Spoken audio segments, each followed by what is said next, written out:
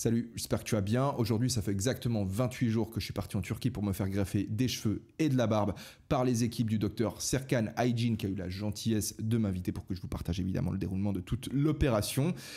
C'est ce que je vais faire aujourd'hui. Alors, à la question est-ce que j'en avais besoin, je te rappelle qu'on parle d'une opération de chirurgie esthétique, donc la réponse c'est évidemment non. Mais ça prenait que 3 jours au total. Le seul inconvénient de guillemets, c'est que je dois me raser la tête, mais ça me gênait pas tant que ça étant donné que... Ouais, ça me gênait pas, en plus je l'avais déjà fait. Donc voilà, aujourd'hui je vais te partager tout ça.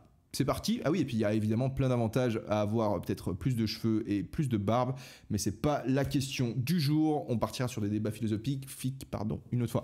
Donc là-dessus, du coup, c'est l'arrivée. On est venu me chercher en navette à l'aéroport. Jolie voiture, très bien. On m'a amené directement à l'hôtel. Je me suis direct endormi, j'étais très fatigué. Le lendemain matin, buffet avec fruits, légumes, viande, fromage, tout ça. On est ensuite revenu me chercher en navette pour me déposer dans un parc dans lequel il y avait un chat. Là-bas, j'ai fait un peu de méditation histoire de me détendre un petit peu parce que c'était le jour de l'opération, tu vois, et puis je m'apprêtais à avoir mon premier rendez-vous à la clinique avec le docteur, donc méditation.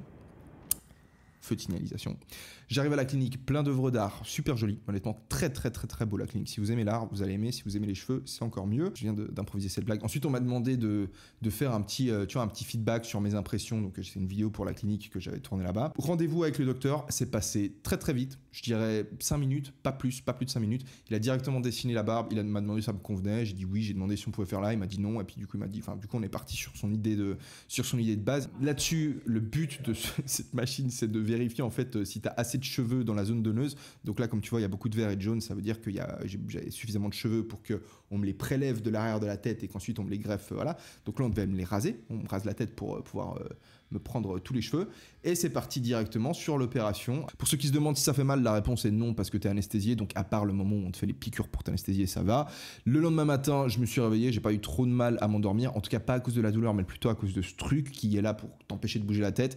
Tu as un pansement sur la tête, plus un pansement sur le truc. Ça coule quand même. C'est assez violent comme opération. Direct après, on m'a amené à la clinique. On m'a mis des lasers sur la tête pour aider à cicatriser le tout. Ensuite, on m'a retiré du sang. On l'a fait passer dans une centrifugeuse, tu vois, pour séparer le plasma des globules rouges et on m'a injecté le plasma sur le crâne pour aider à soigner tout ça.